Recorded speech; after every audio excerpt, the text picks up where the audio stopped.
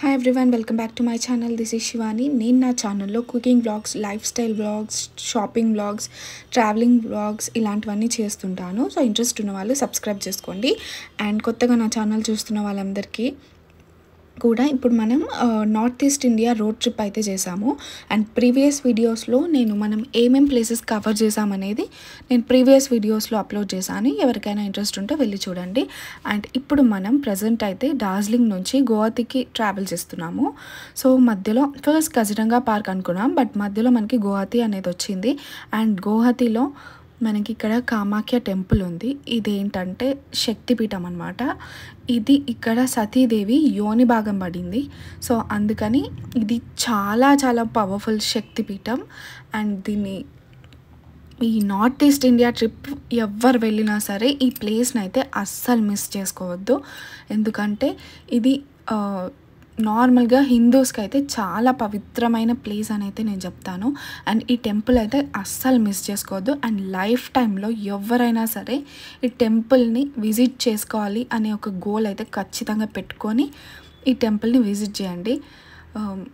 And మేము డార్జిలింగ్ నుంచి గువాహతికి reach అయిపోయే లోపు మార్నింగ్ స్టార్ట్ అయితే ఈవినింగ్ అయిపోయింది. ఆల్మోస్ట్ ఒక 13 to 14 hours ఆఫ్ జర్నీ అయితే మనకి ఇక్కడ ఉంటుంది డార్జిలింగ్ నుంచి.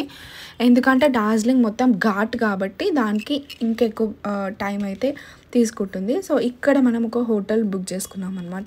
సో హోటల్ నుంచి టెంపుల్కి ఒక 10 kilometers డిస్టెన్స్లో ఉంది. సో టెంపుల్కి దగ్గరున్న హోటలే బుక్ చేసుకున్నాము. ఎందుకంటే తొందరగా రీచ్ అవ్వచ్చు. దర్శనంకి చాలా పెద్ద లైన్స్ ఉంటాయి కాబట్టి, కొంచెం పిల్లలతో ఉన్నాం కాబట్టి తొందరగా రీచ్ అయిపోవచ్చు అనే ఉద్దేశంతో మేము ఇక్కడ తీసుకున్నాము. అండ్ ఈ కార్ డ్యామేజ్ అయింది డార్జిలింగ్లో అని చెప్పా కదా. సో ఇక్కడ కార్ హ్యాండిల్ ఉంది కదా, అది పోయింది. ఇది యాక్సిడెంట్ అని అనడం కంటే కూడా ఇది కావాలనే అయ్యిందని అయితే నేను చెప్తాను. ఎందుకంటే ఇది పార్క్ చేసున్న కార్ని వాటర్ ట్యాంకర్ వచ్చి గుద్ది వెళ్ళింది. లైక్ మేమందరం అక్కడే ఉన్నాము, బట్ వాటర్ ట్యాంకర్ అనేది ఘోరంగా గుద్దింది. మళ్ళీ ఫైట్ చేస్తే వాళ్ళంతా లోకల్స్ అందరు ఒక్కటయ్యి, మీరు అసలు డార్జిలింగ్కి ఎందుకు వచ్చారు, మీకు డ్రైవింగ్ రాకుండా, అసలు డ్రైవింగ్ రాకుండా ఈ ఏరియాలో మీరు అసలు డ్రైవే చేయొద్దు అన్నట్టు ఫైట్ చేశారు. సర్లే పోనీ అని వదిలేసాము. బేసిక్గా చెప్పాలంటే డార్జిలింగ్లో టూరిస్టులు రావడం వాళ్ళకి ఇష్టం లేదు. అండ్ వాటర్ ట్యాంకర్స్ చాలా ర్యాష్గా ఉన్నాయి. సో మ్యాక్సిమం డార్జిలింగ్లో ఓన్ వెహికల్ కన్నా కూడా వాళ్ళ వెహికల్ ప్రిఫర్ చేయడం బెటర్. అండ్ వాళ్ళ ఫైట్ కూడా అందుకే చేస్తున్నారు, వాళ్ళ వెహికల్ తీసుకోవాలని. సో ఇంకా అది పక్కన పెడితే వెహికల్కి అయితే కొంచెం డ్యామేజ్ అయితే అయింది. బట్ అది పార్క్ చేసున్న కారే. హోటల్ ముందు పార్క్ చేసాము అది. సో హోటల్కి సపరేట్ పార్కింగ్ అనేది ఏం లేదు, రోడ్ మీదే పార్క్ చేసుకోవాలి కాబట్టి అలా పార్క్ చేసాము. వాటర్ ట్యాంకర్ వచ్చి గుద్దింది. ఏంటని అడిగితే రివర్స్ మళ్ళీ వాళ్ళే దబాయించారు అనమాట. సో ఇంకా ఎందుకులే తెలియని ప్లేస్ అని చెప్పేసి ఊరుకున్నాము. అండ్ ఇప్పుడు మనం ఇప్పుడు వచ్చింది అయితే కామాఖ్య టెంపుల్ అనమాట. సో ఇదంతా కూడా కామాఖ్య టెంపుల్ ప్రిమిసెస్ అనమాట. ఇది కూడా మనకు ఒక హిల్ పైన ఉంది టెంపుల్. సో ఇప్పుడు మనం హిల్ అనేది ఎక్కుతున్నాము. సో నేను హిల్ ఎక్కాలి అంటే ఇది చాలా బాగుంది కామాఖ్యలో. బట్ వైష్ణవదేవిలో హిల్ ఎక్కాలంటే వెహికల్స్ అలా ఉండదు, ఏముండదు. ఓన్లీ హార్సెస్ మీద అండ్ డోలీల మీద, లేదంటే హెలికాప్టర్ ఉంది, అది ఉంది. బట్ కామాఖ్యలో అట్లా లేదు. మంచిగా వెహికల్లో ఈజీగా వెళ్ళిపోవచ్చు. వెహికల్ పార్కింగ్ కూడా మనకి టెంపుల్ దగ్గర అలౌడ్ చేసి ఉంటుంది. సో టెంపుల్ పార్కింగే కాబట్టి ఇంకా సేఫ్ కదా. సో అలా వైష్ణవదేవి యాత్ర కూడా నేను చేశాను నా ఛానల్లో వీడియో. ఎవరైనా కావాలంటే వెళ్ళి చూడండి. సో అది కూడా చాలా మంచి ప్లేస్, అది కూడా శక్తిపీఠం. సో ఇంట్రెస్ట్ ఉన్న వాళ్ళు ఆ వీడియో కూడా చూడండి. అండ్ లేట్ చేయకుండా వీడియోలోకి వెళ్ళిపోతే ఇప్పుడు మనం కామాఖ్య లోపలికైతే వచ్చేసాం. పార్క్ చేసుకొని కార్ బయట పార్క్ చేసుకొని లోపలికైతే వచ్చేసాము. సో ఇక్కడ ఓన్ వెహికల్లో వస్తే మనకి పార్కింగ్ ప్రాబ్లం అనేది ఏముండదు, టెంపుల్ వాళ్ళే ప్రొవైడ్ చేస్తున్నారు కాబట్టి. అండ్ ఇది మా రూమ్ నుంచి చాలా దగ్గర అనమాట. మేము ఒక 1/2 hourలో వచ్చేసాము. అండ్ మనం ఈ టెంపుల్ హిస్టరీలోకి వెళ్ళిపోతే మాత్రం అకార్డింగ్ టు కాళికా పురాణం, అంటే కాళికా పురాణం ప్రకారము సతీదేవి తన సొగస్సుని ఇక్కడ శివుడి కోసం అర్పించిన ఏమంటారు ఏకాంత ప్రదేశం అనేసి కొన్ని పురాణాలు చెప్తున్నాయి. అండ్ ఇంకొకటి కూడా ఏంటంటే ఇక్కడ శివుడు సతీదేవి శవంని పట్టుకొని కోపంతో అండ్ బాధతో నృత్యం చేస్తాడు కదా, నాట్యం చేసినప్పుడు సతీదేవి భాగాలు 108 ప్లేస్లలో పడ్డాయన్నమాట. సో అవన్నీ కూడా మనకి శక్తిపీఠాలుగా ఉన్నాయి ఇప్పుడు. సో అలాగే ఇక్కడ సతీదేవిది యోని భాగం పడిందనమాట. సో ఇక్కడ ఈ కామాఖ్యలో అమ్మవారి యోని భాగం పడింది. సో ఇది కూడా శక్తిపీఠం లాగా ఉందన్నమాట. ఇప్పుడు మనకి ఇది అస్సాంలో ఉంది. అండ్ ఇక్కడ అమ్మవారి ప్రత్యేకత ఏంటంటే, ఇక్కడ అమ్మవారికి పీరియడ్స్ వస్తాయన్నమాట న్యాచురల్గా. సో మనకి టెంపుల్ చూస్తేనే తెలుస్తుంది ఒక స్త్రీ గురించి ఎంత ఇంపార్టెన్స్ ఉంది మన పురాణాల్లో అనేది. అంటే స్త్రీ లేకపోతే అసలు ఇక్కడ ఈ సృష్టే లేదు. అలాంటి సృష్టికి మూలమైన ప్లేస్కి మనం ఇప్పుడు వచ్చేసాము. సో ఒక స్త్రీకి ఎంత ఇంపార్టెన్స్ ఇవ్వాలి అనేది మనకి ఇక్కడ తెలుస్తుంది. లైక్ ఇక్కడ అమ్మవారికి పీరియడ్స్ వస్తాయి. అసలు ఎక్కడ కూడా ఏ మతంలో కూడా లేని విధంగా మన లైఫ్ని చూపిస్తూ ఇక్కడ మనకి కనిపిస్తుంది. లైక్ ఈ అమ్మాయిలకి ఎంత ఇంపార్టెన్స్ అనేది. సో ఇక్కడ అమ్మవారికి పీరియడ్స్ వస్తుంది, అది కూడా ఇయర్కి 1 టైం వస్తుంది అనమాట. అది కూడా 3 days వస్తుంది. ఆ టైంలో గుడి కూడా మూసేస్తారు. సో ఆ టైంలో అబ్బాయిలకి అస్సలు అలా ఉండదు. అండ్ ఓన్లీ అమ్మాయిలు వెళ్ళొచ్చు అనుకుంటా, అది కూడా వెళ్ళొచ్చో లేదో తెలీదు. బట్ ఆ 3 days మాత్రం ఇయర్లీ వన్స్ 3 days మాత్రం ఈ గుడి అయితే క్లోజ్ ఉంటుంది. అప్పుడు అమ్మవారికి పీరియడ్స్ అయితే అవుతాయన్నమాట. దాన్ని అంబుబాచి మేళా అని కూడా అంటారు.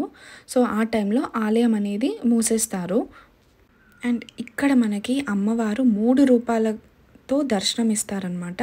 అవేంటంటే, ఒకటి వచ్చేసి త్రిపుర భైరవి రూపం అనమాట. ఇది చాలా భయంకరమైన రూపం అంట. ఇది ఎందుకంటే అరాచకవాదులను అంతం చేసేందుకు ఈ అమ్మవారు ఈ రూపంలో ఉంటారంట. సో ఈ త్రిపుర భైరవి రూపం అనేది చాలా భయంకరమైన రూపం అని చెప్తున్నారు. అండ్ ఇంకొక రూపం వచ్చేసి సింహవాహిని రూపం. అంటే ఈ సింహవాహిని రూపం ఏదైతే ఉందో అది అమ్మవారు ఆనందంగా ఉన్నప్పుడు ఇచ్చే దర్శనం ఇచ్చే రూపం అంట. అది సింహవాహిని. అండ్ 3వ రూపం వచ్చేసి త్రిపుర సుందరి రూపం. ఈ రూపం ఏదైతే ఉందో అది అమ్మవారు పరమేశ్వరునిపై అనురాగంతో ఉన్నప్పుడు ఉండే రూపమే ఈ త్రిపుర సుందరి అంట. సో ఇలా ఈ కామాఖ్యలో మనకి అమ్మవారు 3 రూపాలుగా దర్శనం ఇస్తారు. అండ్ ఇక్కడ చెప్పా కదా అమ్మవారికి పీరియడ్స్ వస్తాయని. సో అదేంటంటే సేమ్ మన నార్మల్ హ్యూమన్ బీయింగ్స్ లాగానే, ఐ మీన్ నార్మల్ స్త్రీ మన లాగానే, గర్ల్స్ లాగానే అమ్మవారికి ఇక్కడ పీరియడ్స్ వస్తుంది. సో అది ఎప్పుడు వస్తుందంటే మృగశిర నక్షత్రం 3వ పాదంలో మొదలుపెట్టి ఆరుద్ర నక్షత్రంలో మొదటి పాదం వరకు అమ్మవారికి ఋతుస్రావం అనేది వస్తుందంట. సో ఈ 3 రోజులు కూడా అమ్మవారి పైన, ఐ మీన్ యోని భాగం పైన తెల్లంటి వస్త్రం అదైతే కప్పేస్తారంట. అండ్ అది ఎంత మ్యాజిక్ అంటే ఆ తెల్లని వస్త్రం ఏదైతే ఉందో ఆ రక్తస్రావంతో అది మొత్తం రెడ్ కలర్గా అయిపోతుందంట. సో ఆ రెడ్ కలర్గా అయిపోయేదాన్ని ఇక్కడ భక్తులందరూ కూడా ప్రసాదంగా తీసుకుంటారు. అది తీసుకొని మనం ఇంట్లో పెట్టుకోవడమో, లేదో కొంతమంది అయితే తినేస్తారు కూడా, ఆ ప్రసాదంగా భావించి తినడము, లేదా ఇంట్లో పెట్టుకోవడము, లేదా ఎవరికైనా బిజినెస్ ఉంటే అక్కడ పెట్టుకోవడము. సో అలా దాన్ని పెట్టుకొని ఇంట్లో పెట్టుకొని పూజించడము అలాంటివన్నీ చేస్తుంటారు. సో అది మనకు అంత ఈజీగా అయితే దొరకదు. బట్ వాళ్ళని ఆ టెంపుల్ లోపల మనం దర్శనం చేసుకునే దగ్గర అడిగితే వాళ్ళు ఇస్తారు. సో అలా దాన్ని మనం ప్రసాదంగా తీసుకోవాలి. మేము కూడా తీసుకున్నాము. సో అది ఇక్కడ ఇంత పవర్ ఉంది అమ్మవారికి అనేది మనకి ఇక్కడే తెలిసిపోతుంది. సో వైట్ క్లాత్ ఏదైతే ఉందో అది రెడ్గా మారడం అనేది అసలు చాలా పవర్ఫుల్ అయిన టెంపుల్ ఇది. అన్ని శక్తిపీఠాల కంటే కూడా ఇది చాలా మహిమగల, చాలా పవర్ఫుల్ శక్తిపీఠం అని చెప్తారు. అండ్ ఇట్లా 3 రోజులు గుడి మూసేసిన తర్వాత 4వ రోజు గుడి అయితే ఓపెన్ చేస్తారు. అండ్ ఆ 3 రోజులు ఎవ్వరికి కూడా దర్శనం ఉండదు. అండ్ ఆ టైంలో వెళ్ళడానికి కూడా చాలామంది భయపడతారంట. సో అలా 4వ రోజు చాలా పెద్ద ఉత్సవంలాగా టెంపుల్ డోర్స్ అయితే ఓపెన్ చేస్తారంట. అండ్ ఆ వస్త్రం ఏదైతే ఉందో అది వేలంకి కూడా వేస్తారంట. అండ్ ముందే భక్తులు కొంతమంది వైట్ క్లాత్ ఏదైతే ఉందో దాన్ని మనం సమర్పించవచ్చంట. లైక్ ముందే అమ్మవారికి వచ్చే టైంలో వెయ్యండి అని ఆ పంతులకి ఇస్తే వాళ్ళే వేస్తారంట. అండ్ పీరియడ్స్ అయిపోయాక అమ్మవారికి వేసిన వస్త్రం అనేది వేలంలో కూడా మనకి ఇక్కడ కొనుక్కోవచ్చని చెప్తున్నారు. సో అది ఆ వస్త్రం మన దగ్గర ఉంటే పీరియడ్స్లో వచ్చే దోషాలు ఎవరికైనా గర్ల్స్కి వచ్చే దోషాలు, అమ్మాయిలకి స్త్రీలకు వచ్చే దోషాలు ఏవి కూడా ఉండవు అని చెప్తున్నారు. ఆ వస్త్రం మన దగ్గర ఉంటే ఎలాంటి దోషాలు కూడా మనకి ఉండవు అని చెప్తున్నారనమాట. అండ్ ఇక్కడ ఇంద్రాది దేవతలు నిర్మించిన పుష్కరిణి కూడా ఉంది అని చెప్తున్నారు. అంటే ఇక్కడ ఒక టెంపుల్ ముందు ఒక గుండం ఉంది అండ్ వెనకాల కూడా ఒక గుండం ఉంది అని చెప్తున్నారు. సో ఇక్కడ ముందున్న గుండంలో ఏంటంటే నీళ్ళన్నీ రెడ్ కలర్ ఉంటాయన్నమాట.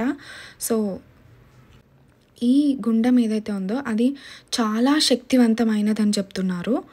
అండ్ ఈ గుండం చుట్టూ ప్రదక్షిణ చేస్తే మనం మండలం చుట్టూ ప్రదక్షిణ చేసినంత పుణ్యం వస్తుందని కూడా చెప్తున్నారు. దాంతో సమానం. అంటే ఈ గుండం చుట్టూ మనం ప్రదక్షిణ చేస్తే భూమండలం చుట్టూ ప్రదక్షిణ చేసినంత దాంతో సమానం అని కూడా మనకి ఇక్కడ చెప్తున్నారు. అండ్ ఇంకా చాలా మహత్యం ఏంటంటే ఈ గుడి దగ్గరే బ్రహ్మపుత్ర రివర్ అనేది ఉంటుంది. అండ్ అమ్మవారికి పీరియడ్స్ వచ్చే టైంలో ఆ నదిలో ఉన్న వాటర్ కూడా మొత్తం రెడ్ కలర్ అయిపోతాయంట. అమ్మవారికి వచ్చే పీరియడ్స్ టైంలోనే ఆ నదిలో ఉన్న వాటర్ రెడ్ అవుతుందంట. అండ్ ఆ రివర్ని అందుకనే ద బ్లడ్ రెడ్ రివర్ అని కూడా అంటారు. అండ్ లోకం మొత్తంలో ఇక్కడ జరిగే లాంటి పూజా విధానం ఏదైతే ఉందో అది ఇంకెక్కడా కూడా ఉండదన్నమాట. అంటే ఇక్కడ చాలా పూజా విధానం వేరే రకంగా ఉంటుంది. అండ్ ఇక్కడ గుండం ఏదైతే ఉందో దాంట్లో పవిత్ర జలాలతో ఉంది అని చెప్తున్నారు. సో ఆ జలంని తీర్థంలాగా కూడా ఇక్కడ భక్తులు తీసుకుంటారంట. అండ్ ఈ గుండంలో స్నానం చేస్తే కూడా ఎంత పాపాలైనా పోతాయని ఇక్కడ భక్తుల నమ్మకం. సో మేమైతే ఈ టెంపుల్ హిస్టరీ ఇదంతా తెలుసుకున్నాం కదా. అండ్ ఇప్పుడు మేమైతే ఇక్కడ చాలా పెద్ద లైన్ ఉందన్నమాట. సో మనం వెళ్తే ఈజీగా 5 hours అయితే ఈజీగా పట్టింది మాకు దర్శనం కావడానికి. మేము ఇక్కడ స్పెషల్ టికెట్ తీసుకున్నాము. స్పెషల్ టికెట్ తీసుకుంటే కూడా మనకి టైం పట్టింది. సో మనం ఫస్ట్ చూసాం కదా ఆ లైన్, అక్కడ వెయిట్ చేయాలి. సో అక్కడ వెయిట్ చేశాక మళ్ళీ